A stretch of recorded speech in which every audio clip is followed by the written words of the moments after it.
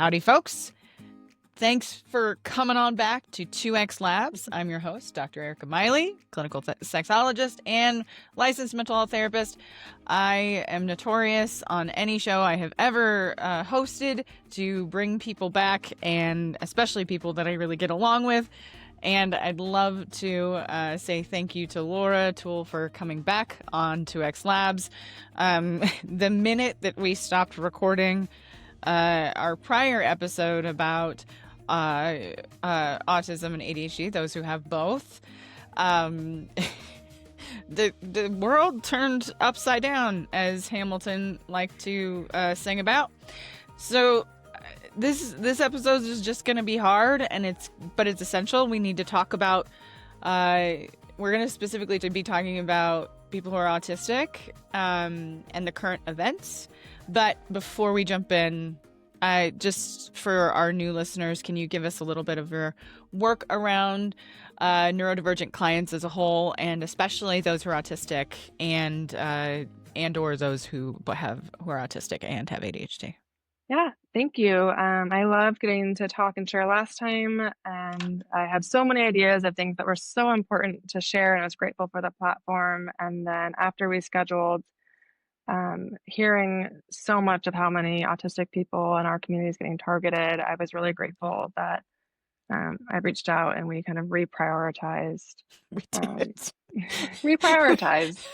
We had no choice. We were going to talk about something entirely different, but they were like, yeah, we're going back to we matter, we exist. So about me, I'm Laura. I'm a marriage and family therapist practicing in Spokane. I am autistic and ADHD late diagnosed, and most of my caseload are some degree of ADHD or an additional neurodivergence as well. So I love working with this population. I'm really grateful to be a part of this community. I really celebrate my neurodivergence, and I'm also been very humbled by acknowledging the disabling factors of it. So I've really had to learn to practice what I'm working with my clients and be humble of my capacity, my needs, my accommodations, and in that, and in the grief of what that meant for me, I've also found a really new, beautiful, meaningful way to live my life.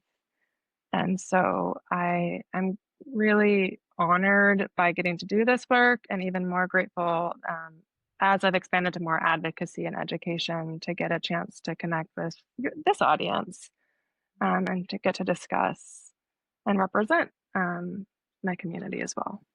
Yeah, right. I mean, I know that I am so grateful to be in community with you, and I think a lot of us clinicians are on the other end of a fire hose of vicarious apocalyptic trauma. Like it is a level of fear that I mean. I don't know about you, but this feels akin, if not worse, than what it was like to be doing therapy during the height of the pandemic. And so I'm just curious, how have your clients been responding to the current political and systematic landscape? Yes, and I think you're talking about something important and something I've actually studied almost a decade now of community crisis. And what do we do when I started with natural disasters and acts of violence to look at that, but when we are part of the community and helping people in the same community, that, first responder, that mental health first responder, and it just keeps happening, being more and more relevant. So my neurodivergent clients are scared. They're scared. They had things they were working on in therapy. They had goals. They had other crises and problems and all of that. The life shit. Yeah. And to have to reconfigure and go all the way back to that safety planning and that question of, am I safe and what's happening?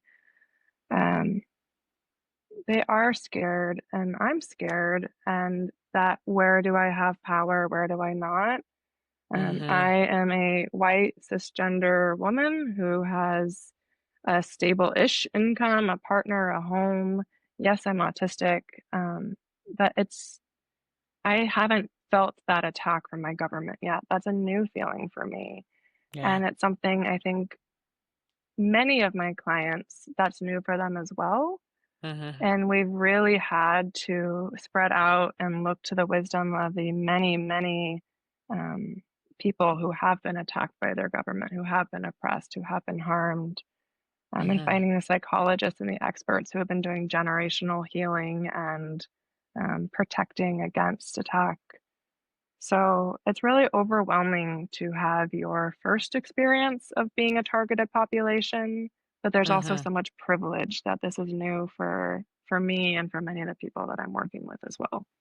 Yeah, absolutely. I think you're bringing up a nuanced difference between the different kinds of communities that we might be working with.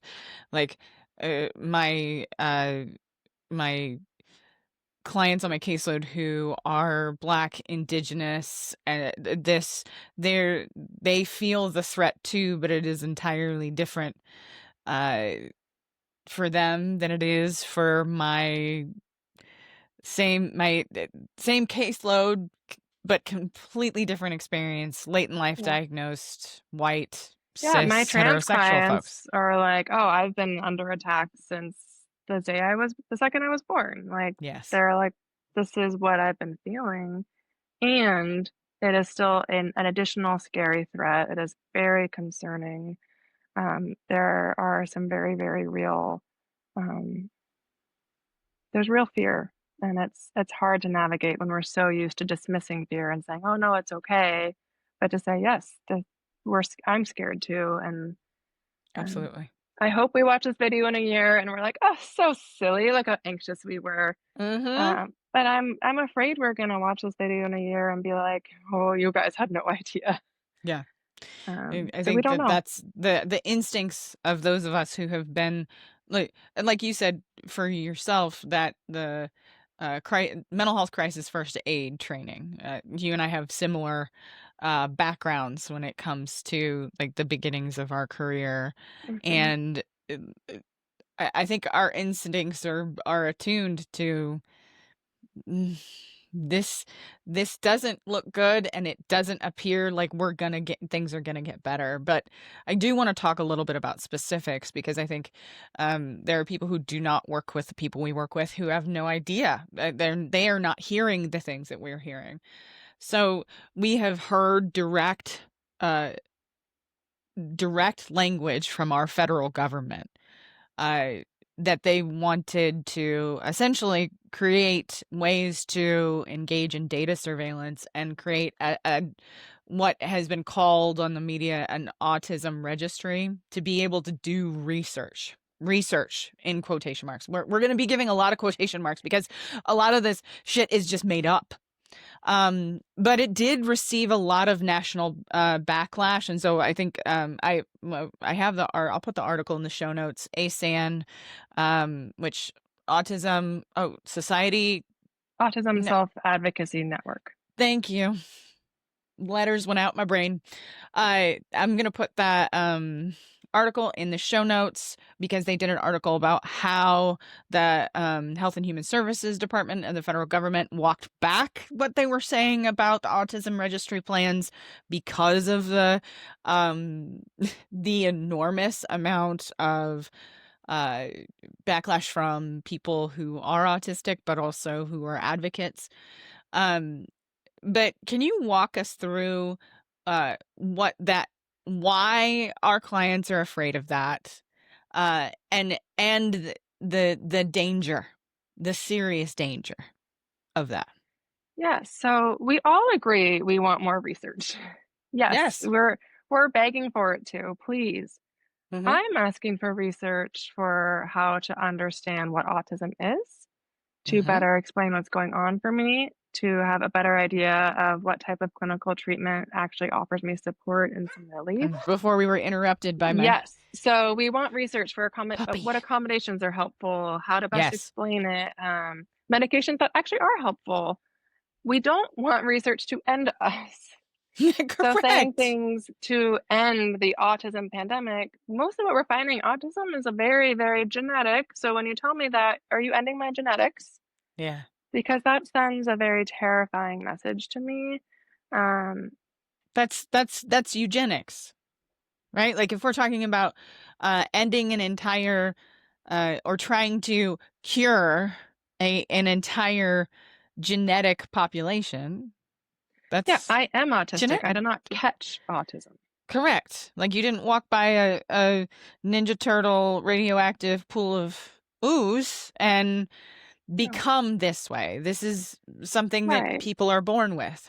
And there are routes to look at, inflammation and the role that has in my mental health and in my autistic traits and some of the more distressing parts of it. And yes, we can be like, what's causing inflammation? Like, these are good questions and they're important questions.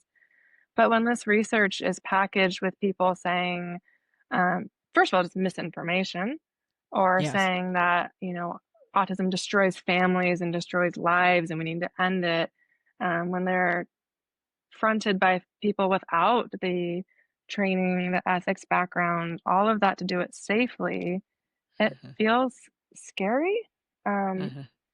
to not know who is getting that information, how they are protecting that information, the stigma, the increased attacks. And when we talk about registries, yeah, my clients are wondering all the way to, is this what concentration camps, is this how they started? And Hmm. unfortunately, if we look at the world and really humbly realize no one is immune from the horrors humanity can do. And That's so right. you can't stop your brain from saying that would never happen, because it Hmm. does happen and it is happening. And Hmm. we just wonder, are we the next group? Yeah. Um, and it is overwhelming, and Yeah. concerning. And it's also missing all of the many needs we do have that we would really, really love some support with. So Yeah. instead of helping, you are now causing harm and using all of the resources for this harmful, um, misinformed, stigmatized, discriminatory waste of money and time and all of that. And probably not even going to be quality enough research to matter. And instead of using that and then not actually helping us, because we do need help, Yeah. especially the families with kids with higher support needs, who do need those resources, who do need a caregiver. They are screaming for help, um, and their journeys are hard, and we do need to support them better. But it's not by ending autism, it's by becoming better supports and a better society with better resources to help them. I think you're talking logic and evidence-based practice and um peer-reviewed scientific research, um which all in the world that we're in is being demonized. And it does really sound to me like that they are truly, by they I mean our current administration is capitalizing on the pathologizing of autism. The fears, an in group and an There's a out group, right? exactly there's a strong history of that pathology. The It's Friday and I can't say the word pathologizing. Pathologizing autism has been something that, especially our field, has done for a very long time. The history of ABA therapy, the uh, the roots in vaccine conspiracies of where some of a lot of this pathologizing, I got it that time, comes from. So I mean, how does how do therapists? I think we're gonna start thinking through like how do therapists help combat these very shaped media narratives. I think this is this puts us in a very different position as clinicians, because essentially we're having to not only just support our people who are autistic, but we're also having to combat ideas around like I just had a client come into session having to like process through being at a garage sale and hearing a group of women at that garage sale talk about how autism's made up, and it just went to a garage sale and had this happen. So we're in a new world as clinicians. Yeah, and we're talking about IEPs for our kiddos, and it's a lot of parents are saying, I'm having to start with saying, please, like, this is real and my child truly does need support. Like, they are not misbehaving, they have a disability and a true struggle. But it sounds like it was so exciting to get this momentum towards, here's all the ways to help, and here are some really great ways to cater therapy to this and to look at these needs. And now we're just backtracking to, it's real, we exist, we matter, and just to fight for that. So clinically, my first answer is always going to be, back to like, what is appropriate or not. Part of being a clinician is sometimes, do we correct clients when they're speaking a lot and saying something really, really fast, and they have something in there that's not truly correct, but they keep on talking really fast? So that, what's their treatment goal? What's necessary? What helps them in their world? So all of the time I hear things and I'm like, oh, that's not quite right, but it's not always clinically relevant or necessary. So step one is just checking my own personal versus professional. But because I work with a lot of autism, and most of my clients' goals are somewhere to being don't say it biased. I was going to say happy, healthy, caring human. But that felt a little biased. But a lot of my clients, they might be looking for information, or they might say, oh, so-and-so thought my kid was autistic, but they're happy, they can't be autistic. Or, oh, like they have friends, or, so-and-so, but like that couldn't be. And when they're bringing it up and that question mark or that misinformation, that can be just starting with, this is what autism actually is. And we mostly see in the media an unhappy, dysregulated, stressed autistic person. They are having a meltdown. They are losing it. They are at their worst moment. My kiddos are neurodivergent, and one of them, when he was just at his worst moment, like, I'm so sorry he's autistic. But you know what? When he is the sweetest kid on the playground and a parent comes up to me and is like, I just saw your kid do the sweetest thing, I don't go, thank you, he's autistic. And so we're defining autism through the worst moments and really missing the opportunity to say, you can be a happy and healthy, regulated autistic person. You can have friends. You can do these things. Yes, some autistic people don't. Yes, all of the things RFK said about us in some of his press conferences can be true.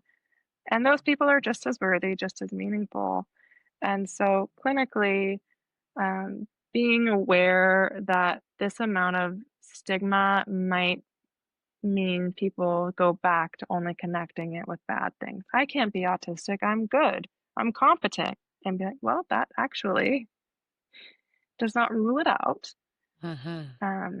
So there's that element. And then, like I said, there are some clients, this is their first experience with feeling that stigma and that discrimination. And it can feel isolating, it can feel scary. And so I remind them, unfortunately, they're not alone. There is information to help, there is hope. So validate the realness of it, but then also remind them there are strategies, there is hope, there is community here, and resilience. I very much appreciate your answer for the clinician, because it is the answer we have to give, and it's the things we have to consider. But I do have to ask maybe a harder question. At least it's a harder question for me. When you're with a group of people that maybe some of them are some of your friends, but some of them aren't, and you hear something sideways about autistic people, how do you not pop off? I'm going to pop off. Laura, I'm going to pop off. I can't. I'm in this state of mind where I just like, you know what? I'm not your therapist, so. It's interesting. Professionally, I have the thickest skin. Like I am Yeah, so same. thick skinned, but personally, I'm very fragile. Yep, And me I too. have also realized it just hurts me. If I'm being honest, if they're Mm, popping off of autism, they don't know I'm autistic. I feel hurt.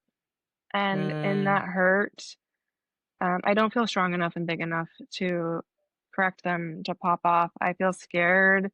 I worry, what if I say something and they don't want to be friends with their kid to be friends with my kid? right. I The actually feel really, consequences are big, right? I feel small, and I normally freeze and shut down and go home and feel bad.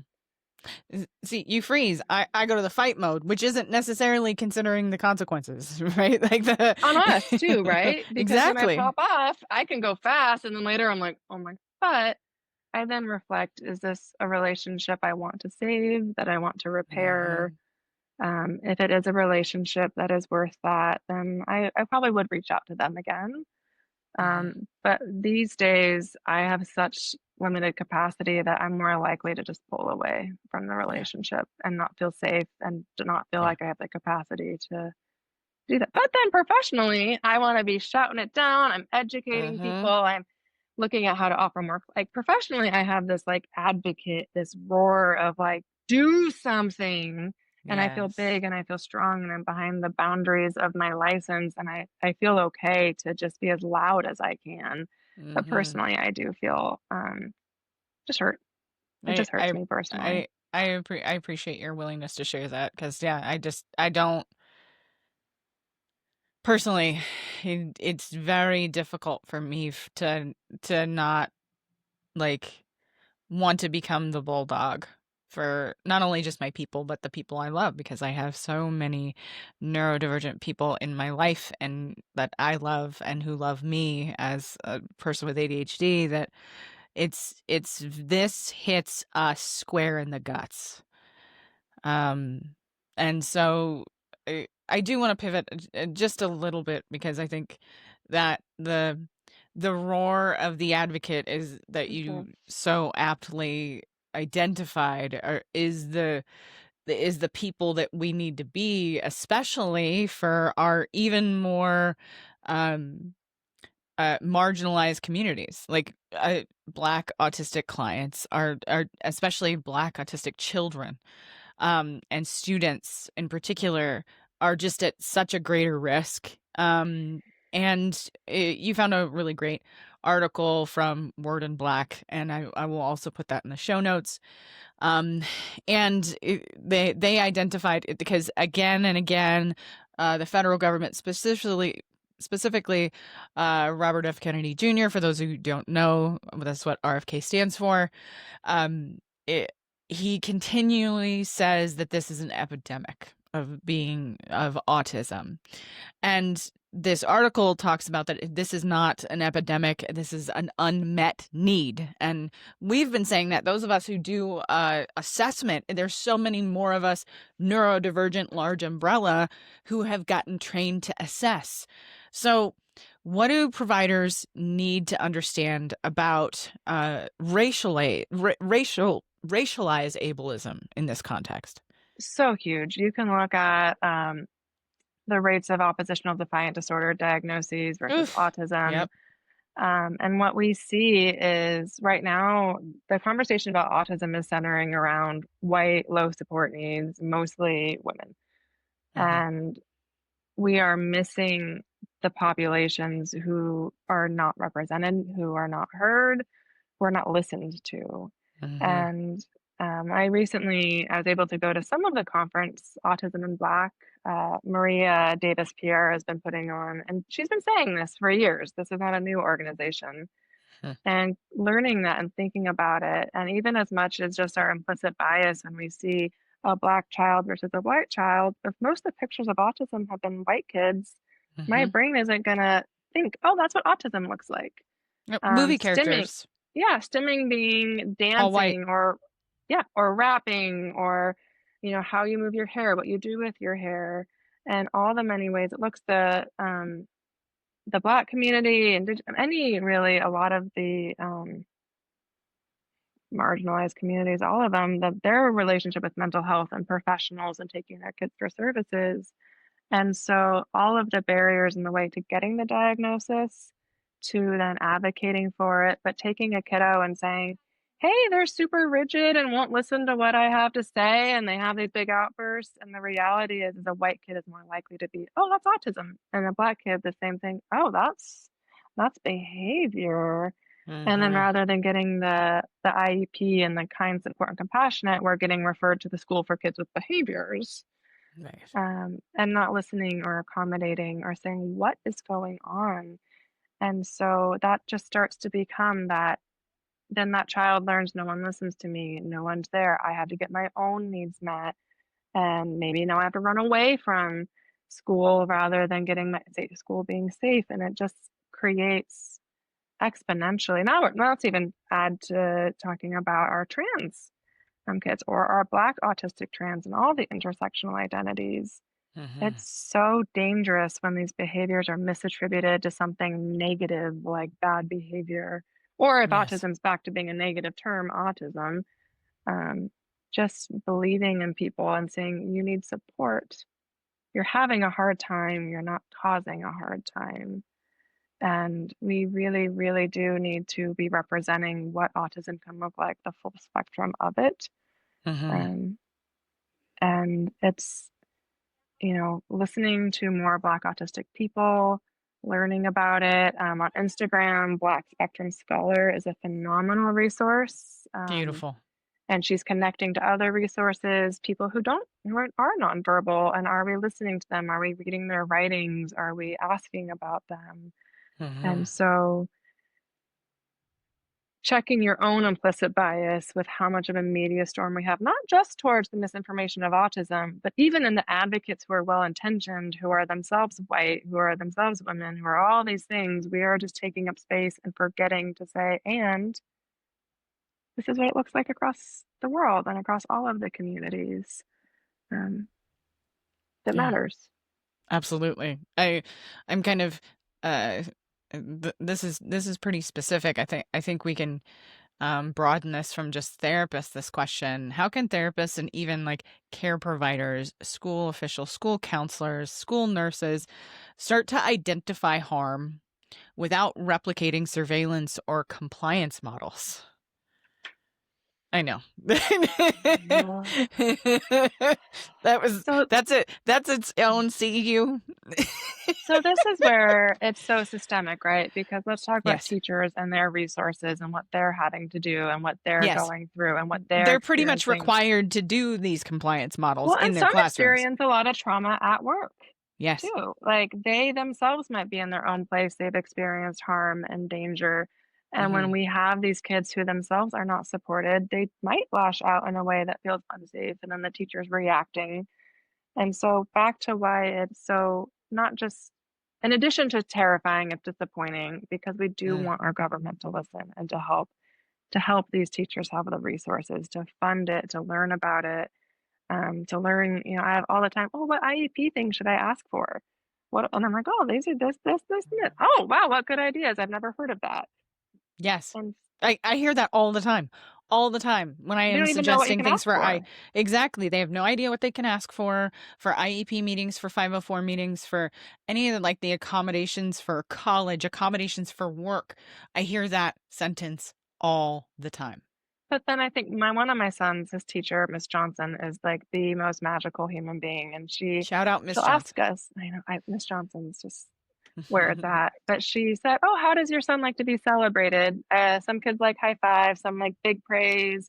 I picked up he doesn't like the big praise, but does he want like a fist bump to not acknowledge it? And I was like, I think he'd like a quiet fist bump. She's like, okay, cool.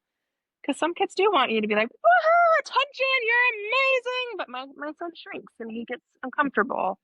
And so she asked what type of praise makes him feel good. And then she remembers that for all 18 kids. And then all of these. How? Pay our teachers. I don't. Yeah. We have to remember a lot of things for our clients, but they do that in real time with all of them present. A world of difference. Yeah. Just what type of praise makes your son feel good? What a question that you could be praising him all you want. And it's just type they don't like. And so back to how can we help without, surveillance and without these things. I think what's most terrifying is they maybe can't. Mm. Maybe under this the current administration or the current lack of support, especially in schools, Yeah. I mean, if they're it's going to be linking, you have to incredibly have a difficult. diagnosis to get these resources. But if you have a diagnosis, we will report it. But if you don't have a diagnosis, we will not give you these resources. They're putting us in a jam because, yes, well, Yeah. I am a high masking person who has managed to survive my life without those resources.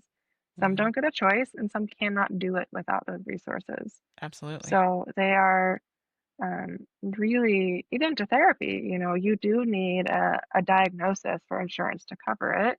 Yep. And there's a huge debate about what type of diagnoses are you required to put every single one on their chart or just one. And, Mm-hmm. there's risk involved here for everybody. And I so think the assessment for safety part that you and I talked about this before about what does it mean to think about how we are assessing differently and when we are documenting things, remembering who that documentation belongs to. I think that is something that we can keep in the forefront of our minds is that yes, we may be required to do certain things within the system that we can't change yet. Mhm. And we also might be able to choose language very specifically or not include certain things that would make it absolutely worse for our But people. you're going to sense my fear right now. I am not Hmm. going to publicly and recordedly tell you what I do to keep my clients safe. I Oh, don't feel safe. absolutely. I don't feel safe enough. And Mm-mm. so I'm thoughtful about it, but I also know ethically and legally what I'm required to do to not be fraudulent in any ways. Mm-hmm. But I am going to balance my own personal ethics with that situation. But I'm definitely going to be not talking about it recorded because I'm scared. I think that is, but I think you need to say that out loud because I think what every clinician is now having to face is that fear. How do I help this person that is in front of me? But also, how do I not harm them by providing a paper trail that could be harm to them? We are now in a double bind, and so are our people. And so are the And so, teachers, and so are the healthcare providers. absolutely. And so that's where I've also started to build my network of safety. Mm-hmm. The therapists that I can consult with, the ones who are happy to call me so I can verbally talk with them, Yes. all of these different healthcare professionals or just community members or people kind of saying, are you safe, but are you willing to take it seriously enough to engage in a way that makes me feel safe too? Mm-hmm. I've had doctors where I will say, um, if I talk to you about X and X, will you put it in my chart? And they say, I don't have to. And I say, okay, well, I'd like you to know X and X. And does that impact what we're talking about? Mm-hmm. Um, but it takes a lot of trust for me to even bring up some of my own diagnoses because I Mm-hmm. am trying really hard to keep it out of my medical chart if I can. Absolutely. And I want to remind all the clinicians listening that you can do education around to your people and their rights. That But, can be an act of resistance. and we'll talk about this hopefully of like what can clinicians do, but I've reminded my clients in their rights, if they don't feel safe with an autism diagnosis, they can Mm-hmm. always get a second opinion. And I'm sure Mm-hmm. they can find a psychologist who thinks that if you have friends and hold a job, you couldn't be autistic. Mm-hmm. So I've been saying you can get second opinions and find someone on paper who says you're not. And if that makes you feel safer to maybe take that out of there or to say, no, that first person who listened to me and heard my pain and validated and understood what it looked like in women, that she was a quack. But this guy knows that, because I looked at him once and, I was so mad. One of my kiddos, we did an IEP assessment and she's like, wow, he's like three years ahead. He's so smart. He's so analytical. I'm so surprised they said he's autistic. And I was like, smart and analytical means not autistic to you? Like, How did you get there? How did you get there? and she was All like of the complimenting me. She's like, I don't pathology. know. I would be I'm surprised. I don't know. She was suggesting I should go back for another eval. She didn't believe it because he was smart and analytical. And I was just like back to that quiet, speechless, hurt feeling. Mm-hmm. That's how I handled it. I felt scared and small and quiet. And Yeah. um, so there's levels of safety and how to keep our clients safe, how to keep ourselves safe, how to balance. I think many professionals in political environments that are unsafe have this question: when are you protesting and it's worth standing up for it and losing your license and losing your right to practice? And when do you say, I have to follow the laws of the government I work under Mm-hmm. and I have to do these things? And so I've actually talked with my husband and said, like, where's the line? Where's Mm-hmm. the line where I risk my license? Where is the line where I say no? And where do I have Mm-hmm. to be quiet and make sure my family has its resources, that we have money? And so Yeah. these are the questions we're in right now. Like Mm-hmm. these are the things. And once again, I hope I'm overreacting. I would love to be overreacting in this fear. Yep. I don't think I am. I don't think you are either. I don't think any of the feelings that we're having is us overreacting. But like you, I would love for it to not be the case. I do want to know, specifically because we are supporting very fearful clients and patients. What are some of the grounding or resources, strategies that you are telling your people Yes. to help process the fear and stay connected to their communities? Yeah. So in this validation, we're not saying it's hopeless and you're screwed. Mm, So, one of the first things when we're talking about this level of fear is a reminder that we're going back to biology. We're going back to our amygdala. We're going back to fight, flight, freeze, appease. mhm, So, whenever we're thinking biology, I love to use nature as an example. We're part of nature, and stress is contagious, calm is contagious, and we're mhm. in a battle that, if we are skillful, will help our calm be what's contagious. Yes. Step one, the first thing we see in nature and animals when there's a danger, birds jump up and fly away, is the rest of them fly away too. Mhm, A meerkat pops its head up and the other ones pop, pop, pop, pop, pop. So when mhm, someone's like, danger, I want to go, danger. I see it too. Like, our biology, it's a good couples counseling tip too. If someone's like, there's mhm. a problem, and they're like, no, no, it's fine. It's a bigger problem. Like, we're just trying to sound the alarm. We're So just meerkats. yeah, we're just cats. The cute little elephants at the zoo when there's an earthquake that all gathered in a cute little circle and they all looked around. We're all wanting that. And so biologically, when we feel danger, the first question is, do you see it too? Mhm, And so I say yes. All of the things we just said, things you've been offering to me too, right? Yes, I see it. And so biologically, I arouse too. I'm activated. Yes. And then I might safety plan with them. Okay. mhm, What is our realistic worst case scenario? And what will mhm. we do if that happens? And the important part of every safety plan, when will we activate it? How will we know it's Yes. time to do that level? And we'll get triages. We'll get, I would get a passport to get a new job and leave the country, all the way to I would run out my back door without shoes on. And so Mhm, at what point do we activate it? And so then I go through and I make all the plans. I say, okay, what's another realistic worst case scenario? And I let the anxiety have a voice and I validate it and I help it have plans and say, well, if you're right, we have an idea, we have strategies. I remind my clients that they can get second opinions to get that diagnosis removed, or they can't even go back to masking. They can't even play into that misinformation to be like, oh, yeah, someone told me that. But once again, I'm able to hold a conversation with you. So how autistic could I be? Like, you could play into that to be safe. So I validate it, absolutely. I make a safety plan, and then, especially because I'm working with autistic clients and many of them do like logic, I'll say that amygdala is so good if you're in physical danger now, but we need our frontal lobe. This threat, Mhm, this marathon of threat, we need our frontal lobe. So can we calm ourselves down? And I get permission. Can we calm ourselves down to get that frontal lobe? Because we're going to need it. And I'm not saying calm down because it's not there. I'm just saying we are mm. going to need our whole brain. And Yes. so that's where now I'm going to be taking my calm and I'm going to I'm slowing my words. I'm reminding them. I might even say, You are you the know. lighthouse. Yeah.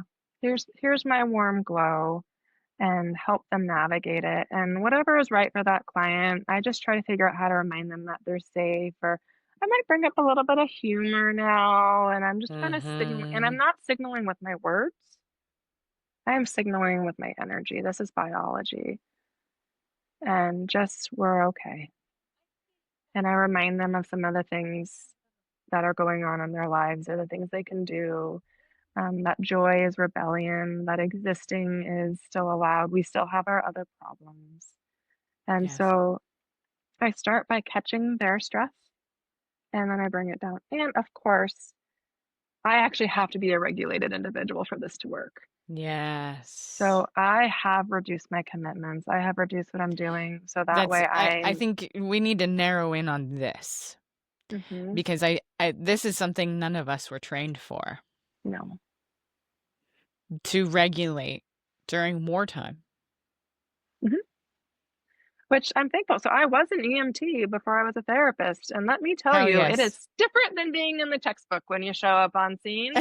And I learned that all of my good test taking skills do not translate to knowing how to use my brain in that Mm, situation. yes. And so, but I'm making sure I go to bed on time. And Mhm. sometimes I don't eat when I'm too stressed. And I'm like, you Mhm. have to eat. Yes. I'm in my garden more. I am getting back to Same. my hands in the dirt, my feet in Mhm. grass. I need to be in green. I'm saying no to being overcommit. I want to advocate, but my first priority right now is, well, to myself and my family and my clients. But I have to be Yes. give myself the best chance to truly be a healthy, safe person, This genuinely. is radical and ruthless self-care. This is this is a care strategy that I was joking with a friend of mine in the group chat today about I am trying to spend more time in nature, but I'm also spending more time in my smut books, Yeah. in fantasy land. But let's And talk not just about as a like distraction, Sarah but so that I'm Perel not talked sitting about it. the erotic is not just sexual, erotic is the love of life. Yes. And if we are going to be attacked and our life is going to be told it's worthless, we have got to rebelliously love life back. Mhm. And to extend that to clients, and of course, don't get me wrong, I show up to days I feel like shit and Oh, I'm still having to pull it absolutely. together. But we activate and match their stress, and then we just start to bring them back to calm. And it doesn't always matter the words we're saying or your own clinical style, but we just have the energy of this is a safe space, and you Mhm. get 55 minutes, whatever you're doing, to be safe. You are heard, you are safe. I am exuding this safety. And regardless of what we talk about, you can see them start to just perk back up a little bit. Um, Yeah. but I it's think biology. that that essentially we're capitalizing on what a lot of the somatic therapists know already, right? Mm-hmm. That you have to start with the body and the nervous system before anything else. I think one of the first things I was taught in like emergency management is that you have to accept that what is happening right now is happening. Mm. Like you actually have to tell your brain this is happening so that you can even begin to move. Like you said with the EMT, your test taking skills were not what you needed when you were standing there watching Being good at something. multiple choice did shit for that. That's right. That you have to actually teach your brain to react in a crisis. So I think that we have to be explicit in the Hmm. things that we're doing, especially those of us that have backgrounds in emergency that Yeah. allow us But to make different choices tangible clinically. skills, right? I sit there in session, and the first thing I remind myself is I have some time, right? Yes. My brain wants to go fast. I have time. So I slow down, I soften my jaw, I soften my hands, I make sure my tongue's where it's supposed to be in my mouth on the roof, Mhm. which actually activates a lot of that safety signal. I even might tighten my core, but I'm loose, I'm soft. You can't see my hands, but Mhm. I soften and I Mhm. breathe, and I'm just back to that body work. That's how, when they're stressed, and I'm kind of stressed too, I soften my body and I slow down and my voice. And Yes. you don't ever want to step too big from them. It's annoying. It's like when you're angry and someone puts on happy music and you want to burn the whole world down. Um, there's really good research about a playlist to make each song progressively slightly less mad to neutral to happy, but like one jump at a time. And so Yes. you just want to be the slightest level more calm, and then your client will kind of go with you. But that's why you have to say, I see it first. Otherwise they're going to get bigger. Do you see it? Do you see it? Do you see it? You say, Mhm. yes, yes, I do. And then it's like, but we got to be okay, right? We have to stay Mhm. functioning. We have to make plans. There are also the things that matter. And we always adapt to new levels of horror. Humans are good at adapting. So we get Yes. used to it and we keep going and we figure out what next. And I do have that strong advocacy side. Most of my clients, I'm in private practice, they have health insurance. A Mhm. majority of them are white, educated, access to resources. And I just kind of throw in, I'm like, you're not the targeted group. As Yeah. much as you're afraid right now, take that energy and do something for the folks who are the Yes. first ones, the ones currently getting it. If I'm getting thrown in concentration camps, our society has evolved to the point that we're in mayhem. Yes. And so I use that information and say all of my energy, there's action to be had immediately. Mhm. And I am safe enough that I don't need to point that towards me. I can trust all of the privilege I have, and I've been asking my representatives to meet with me. I would love to talk to you about what autism is. I'm sending them Yes. emails. I am really listening and learning. I'm checking my energy to not burn out again. I am saying no when I need to say Mhm. no. I am spending more time with my safe friends who lift me up and make me feel better. I'm donating more money. I am adding sessions so that way I can donate.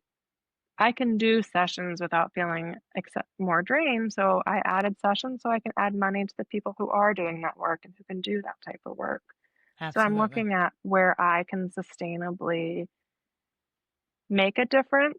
And then I'm trying, and remember, there are experts who have been doing this a long time and they are good Yes. at it and they know about it and they have these answers. So we do not need to become the new expert on this.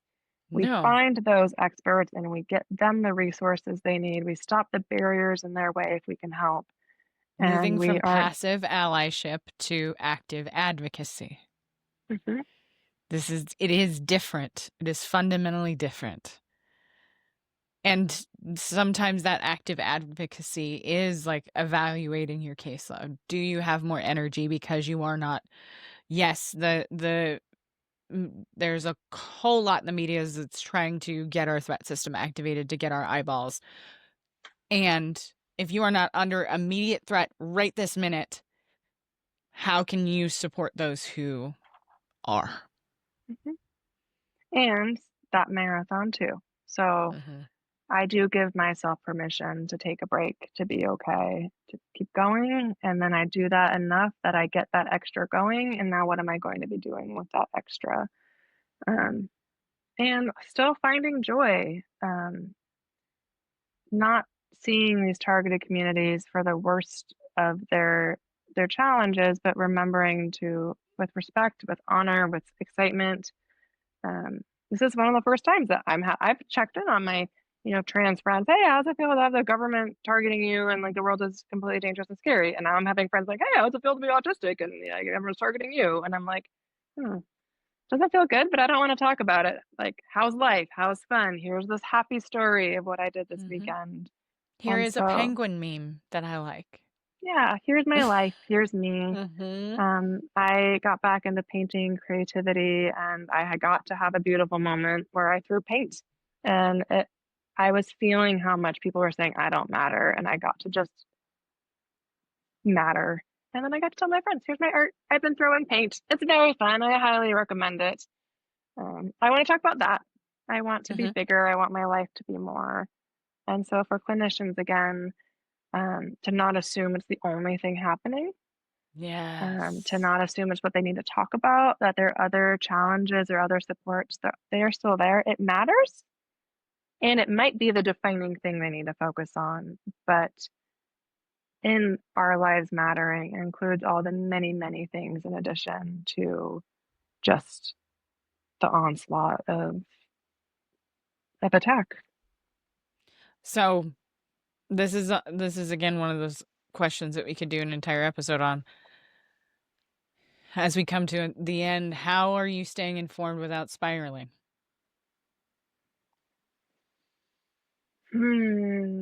So one of the things I do is I ask myself, is there any information I would receive that I need to act on in the next 12 hours? Mm-hmm.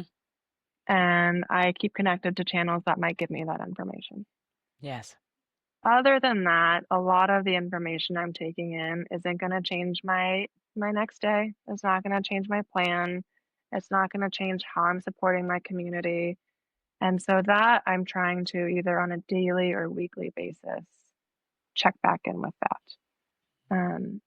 And so there is some stuff that might change what I do in the next 12 hours. And I do stay tapped in with alerts and kind of checking.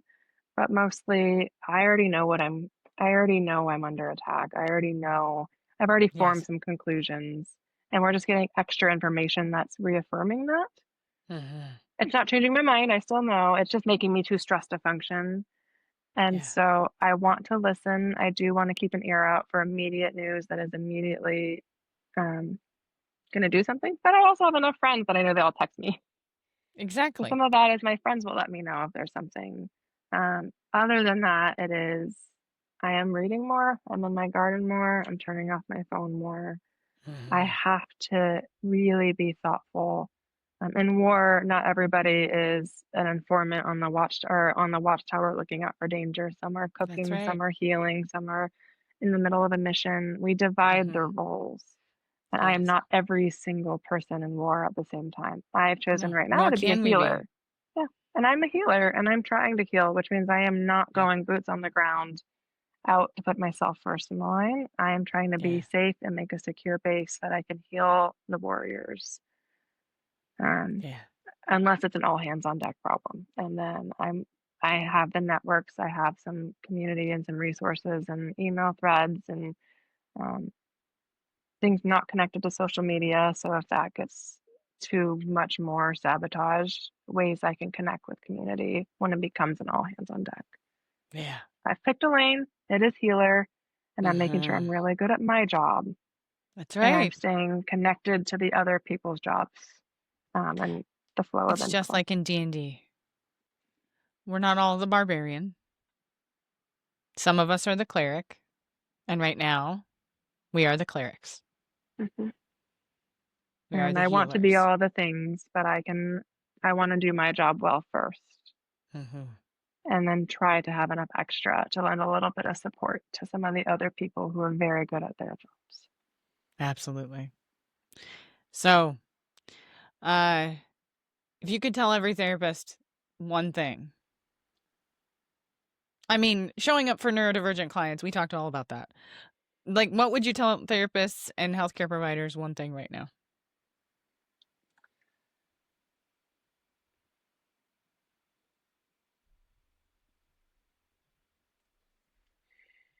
I think I would say it's okay to not be perfect. It's okay to not be the Uh, expert. It's okay to not have the answers. It's okay to not understand it all. I think it's easy to want to treat people fragilely and say, if I can't do it perfectly, I don't want to risk making it worse. And don't get me wrong, if you're incompetent, please give some space. But being well intentioned, saying, I've heard about this and I'm open minded to this, um, believing, validating, that still is helpful. That is still healing. It is okay, especially back to that first response in that community crisis, to say, I'm here too and I don't know. So I think I would say be comfortable acknowledging what you don't know, find sources you trust. And if you tell your client, I don't have a lot of training on this, I don't know either, or I don't know what's going to happen, but don't say it would never happen. And don't say, oh, I know everything about this. That's not true. So maybe in this uncomfortable time, be comfortable with ambiguity and uncertainty. And you still have a lot to offer, even if you are uncertain or not an expert. But vulnerably caring and believing is a powerful step one that I think still makes a good amount of difference. Yeah. Beautifully put. How do people find you in the world, my friend? I'm normally in hiding. I'm very introverted. So I have my website, so whitewillowcounselingspokane.com.